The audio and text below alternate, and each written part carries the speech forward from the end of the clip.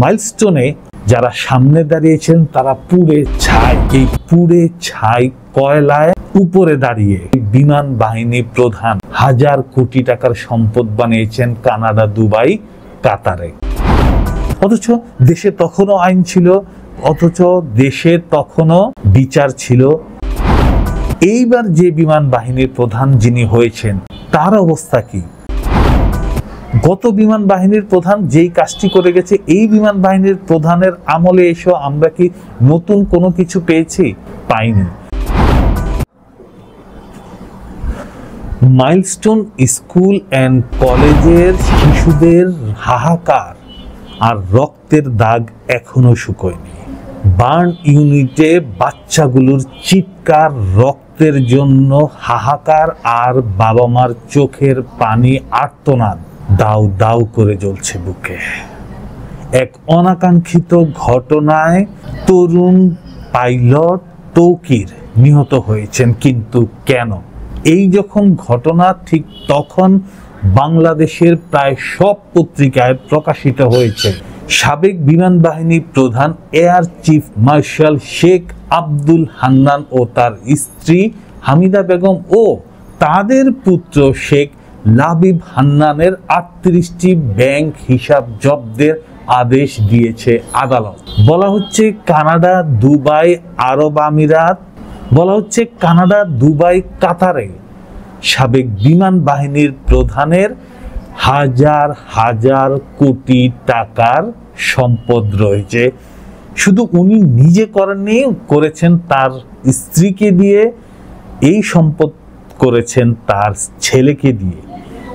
বিমান বাহিনীর প্রধান, একটা দেশের বিমান বাহিনীর প্রধান কানাডা, কাতার, দুবাইতে যদি হাজার কোটি টাকার সম্পত্তি থাকে, তাহলে এই সম্পত্তির উৎস কই? কি করে তিনি এই টাকা লুট করেছেন? কি করে তিনি এই সম্পদ করেছেন? সোজা কথায় এই টাকা তিনি লুট করেছেন। এই যে লুট করে টাকা নিয়ে তারা হাজার কোটি টাকা বিদেশে পাচার করেছেন, একটা যুদ্ধ বিমান কিনেন নাই। 65 বছর আগের যুদ্ধ বিমান কিনেছেন 2013 সালে। সেই 13 সালের যুদ্ধ বিমান, গ্রাউন্ডেড বিমান কিনে তৌকিরের মতো একজন তরুণ পাইলটকে সেই যুদ্ধ বিমান চালাতে দিয়েছেন ঢাকা সিটির কোটি মানুষের মাথার উপর দিয়ে। তৌকির যে বিমানটা চালিয়েছিল সেই বিমানের রুটটা ছিল বাড্ডা, রামপুরা, খিলগা, হাতিরঝিল, গুলশা, বনানী হয়ে উত্তরা। একবার চিন্তা করতে পারতেন যদি গুলশান, বনানী, রামপুরা, বনশ্রী, আফতাবনগরের মতো জায়গায় যদি এটা হতো, তাহলে কি সর্বনাশ হতো, কত মানুষ মারা যেত, সেটা কল্পনা করার মতো না।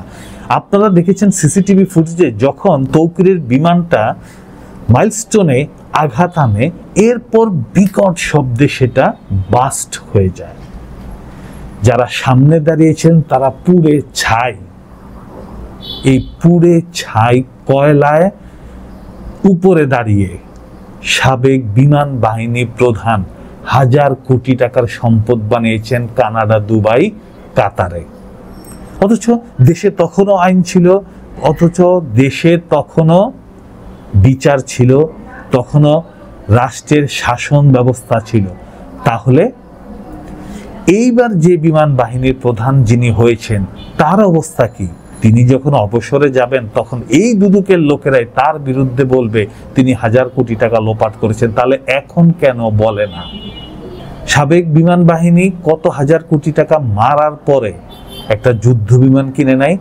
বলা হয়েছে যে শেখ হাসিনা সরকারের এমন গুরুত্বপূর্ণ বিশেষ বিশেষ কিছু ব্যক্তি এবং বর্গরা আছে যারা এই বিমান বাহিনীর ক্রয় সংক্রান্ত অনেক কিছুতে নিজেদের ক্ষমতা, নিজেদের দাপট দেখিয়ে বেড়াতেন। আজকে তারা কোথায়?